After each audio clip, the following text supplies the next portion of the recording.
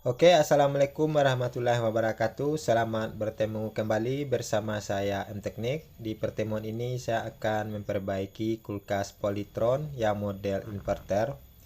Yang kasusnya kulkas ini tidak dingin sama sekali, tidak bisa dingin untuk bagian atas maupun di bagian bawahnya. Ini untuk diagramnya kelihatan kulkas ini menggunakan modul dan timer 13. Oke, tanpa panjang lebar, coba kita hidupkan dulu kulkasnya. Kita akan cek dulu ampernya. Nah, ini kita tunggu dulu sebentar. Nah, itu kompresornya sudah bekerja, kelihatan dari ampernya. Nah, itu kompresornya langsung mati lagi. Berarti sudah jelas penyebabnya karena kompresor ini tidak bekerja, hidup sebentar dan lalu kompresornya langsung mati. Kemudian coba kita cek dulu di bagian kipasnya. Nah, ini kipasnya masih berputar. Untuk lampunya juga masih hidup. Jadi sekarang kita akan cari tahu apa yang menyebabkan kompresornya protek, cuman bekerja sebentar dan lalu mati. Ini timernya berada di sini. Kemudian untuk modulnya, ini modulnya berfungsi cuman untuk menghidupkan kompresor karena kompresornya inverter, jadi dia menggunakan modul yang menggunakan IC IPM untuk menghidupkan kompresornya. Jadi kulkas inverter ini dia menggunakan modul untuk menghidupkan kompresor. Sekarang kita akan ukur lilitan kompresor. Ini nilainya 12,4. Yang satunya lagi nilainya 14,2. Ini sudah berbeda. Ini nilainya 11,8. Berarti dari hasil pengukuran sudah dipastikan kompresor ini rusak. Seharusnya untuk nilai dari ketiga pin kompresor itu nilainya sama dan tidak boleh berbeda. Kalau berbeda seperti ini sudah dipastikan lilitan kompresor sudah rusak. Kemudian coba kita cek ke groundingnya. Nah, ini nilainya untuk lilitannya sudah short ke body. Nah, ini pin yang kedua juga short. Ini shortnya 3,8 ohm. Coba pin yang ketiga. Nah, ini juga short, berarti sudah kita pastikan kompresornya tewas. Ini karena kompresornya sudah tewas, nanti kita ganti saja kompresornya dengan yang baru. Ini untuk serinya, bisa kita lihat di label kompresornya. Ini menggunakan Freon R600 dan kompresornya tegangan DC. Ini untuk melepaskan kompresornya kita potong dulu di pipa tekannya untuk membuang dulu semua freon yang ada pada kulkasnya. Nantinya baru kita lepaskan atau kita potong di pipa baliknya. Kita buang dulu freonnya sampai habis. Kemudian barulah kita potong di pipa baliknya atau pipa saksennya. Ini kita lepaskan dulu kompresornya. Ini penguncinya kita lepaskan dulu. Ini karena kompresor yang inverter itu tidak ada, jadi kita ganti dengan kompresor yang konvensional atau kompresor yang biasa. Ini sambil menunggu kompresornya datang karena pemiliknya lagi membeli kompresornya. Ini kita tata dulu kabel-kabelnya. Di sini untuk kabel putih yang dari timer, yang putih ini dari timer, kemudian putih satu lagi ke kipas, dan yang warna hitam itu kabelnya menuju ke kompresor. Ini kita sambung menjadi 3.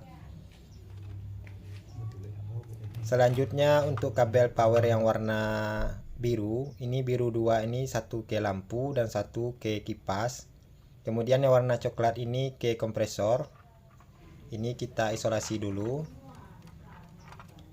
Selanjutnya kabel power yang coklat ini langsung kita sambungkan ke kabel yang warna coklat. Ini kabel ini menuju ke termostat.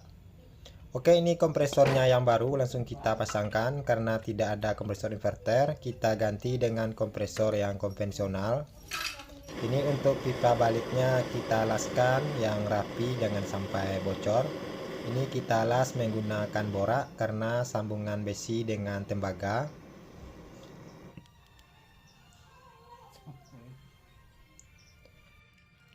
Oke, ini untuk soketnya, untuk kompresornya kita pasangkan dulu. satu soket ke overload, dan yang satunya lagi soket ke relay atau PTC relay. Ini kita pasangkan yang rapat, jangan sampai longgar. Oke, sekarang kita melakukan proses flushing. Ini kita flushing evaporatornya terlebih dahulu. Ini kita flushing sampai oli yang lama itu benar-benar habis, biar olinya tidak tercampur dengan oli yang baru, karena freon yang lama menggunakan R600 dan freon yang baru menggunakan oli R134. Ini kita flushing sampai bersih. Selanjutnya kita flushing juga di bagian kondensor. Ini filternya saya pastikan masih bagus, jadi tidak saya ganti. Oke, selanjutnya kita pasang kembali untuk pipa saksennya atau pipa baliknya, kita alaskan, pastikan tidak bocor. Ini kita sambungkan untuk pipa kapilirnya, kita akan melakukan vacuum body. Ini kita hidupkan dulu kulkasnya. Ini kulkasnya sudah hidup, kita pastikan dulu anginnya habis, kemudian kita masukkan metil. Ini kita pastikan gelembung udaranya sampai benar-benar habis. Oke, kalau gelembung udaranya sudah habis seperti ini, selanjutnya kita matikan kulkasnya atau kita cabut. Kemudian kita masukkan metilnya cuman sedikit saja dan kita tutup lagi pipa kapilirnya. Kemudian ini kita alaskan lagi supaya nantinya tidak bocor. Oke, sekarang kita tambahkan dulu freonnya atau kita isikan dulu freonnya sampai dengan 60 psi sebelum menyalakan kulkasnya. Ini kulkasnya menggunakan freon R134. Kita samakan dengan freon yang dipakai sama kompresornya, sama-sama menggunakan R134.